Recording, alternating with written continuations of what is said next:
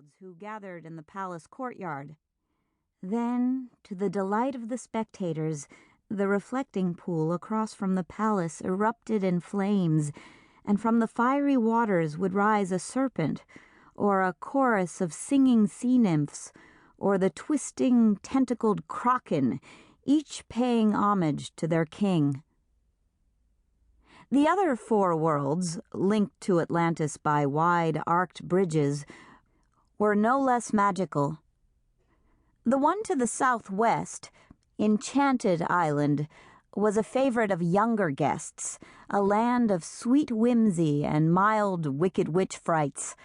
There, visitors could stroll down Animation Alley, or travel in jeeps, in miniature boats, or on flying carpets, through scenes from their favorite fairy tales, TV shows, and movies. Just to the north was Timescape Island, where disparate lands and time periods flowed together seamlessly. The Lost World, a lush, prehistoric jungle inhabited by huge dinosaurs and giant apes, was just a short walk from the ancient cities and Roman Colosseum. Those, in turn, morphed into the heart of Africa and the Barbary coast, with its 6 times daily pirate battles.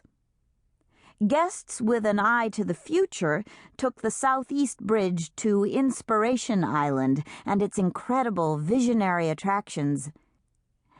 At every intersection, genial robots greeted visitors and ushered them to Skytown, where flying cars zipped by cluster homes in layer-cake neighborhoods, or toward the Exploratorium, where the latest in technology was always on display. Guests could also visit the huge working biopods, which replicated what self-sustaining space colonies might look like, climb the moving sculptures in the kinetic playground, or talk to holographs of fictional and historical figures in the silver-paneled holodome. The final world was Nightmare Island, where it was permanently Halloween.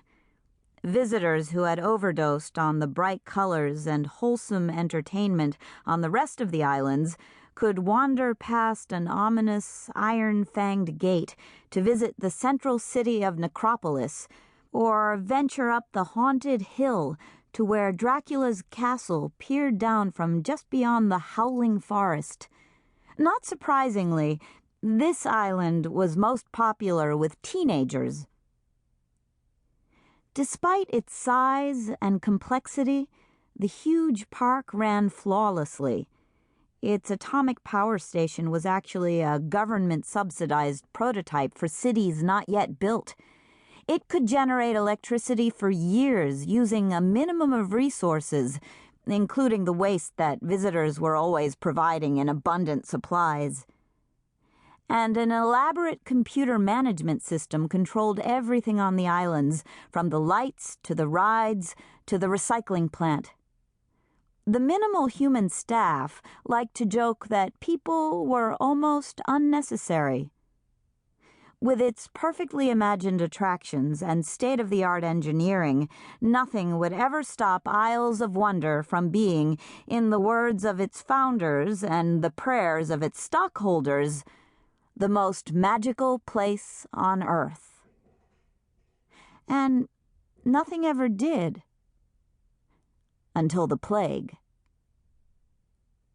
The horror began quietly, almost imperceptibly, as children laughed on the rides, wandered through souvenir shops, or stared at the audio-animatronic figures. Parents and older siblings began stumbling as they walked, or collapsed beside them on the rides, or slumped on the park benches where they waited patiently for family members who had more energy than they. And then the panic started, the screaming, the mad rush for the exits. People swarmed onto the ferries, stormed the monorails. Some even leaped into the lagoon, trying desperately to leave the insanity behind them. But it all happened too fast. The 4 ferries